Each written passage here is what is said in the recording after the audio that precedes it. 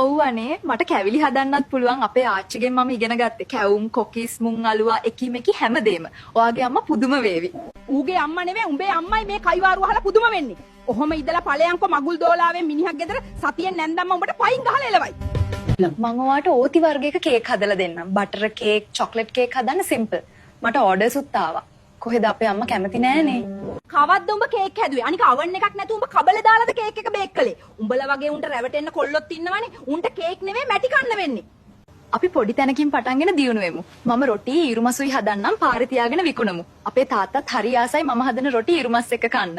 ඒ බං ඊරුමස් කෙසේ වෙතත් උඹ කවද්ද මේ වහලයට රොටියක් පිච්චුවේ කියපන්. මම සතියක් ඉස්පිරිතාලේ ඉද්දි උඹට බත් තඹ දුන්නේ උඹේ තාත්තානේ.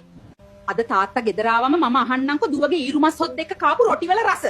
නිකන් ඒ කොල්ලව රවටන්න එපා. කුස්සියට ඇවිත් ඊයන්න ඉගෙන ගනි. අනේ එපා. මම ආස නැහැ කඩෙන් කන්න. මම තුන් වේලටම අපි දෙන්නට මොනවා හරි හදන්නම්. ඔක මොකද්ද මම මේ ගෙදර 5 දෙනෙක්ට උයන්නේ? කවද්ද මේ ගෙදර උඹේ අතින් ලිපපත් උනේ? අඩුම ගානේ හොද්දකට ලුණු දාලා තියෙනවද? අදත් තාත්තට කඩෙන් බුරියානි ගෙන්න කිව්වා. ඔයා පිළිගන්න. ඔකත් උඹ වගේම හරකෙක් වෙන්නේ නැති.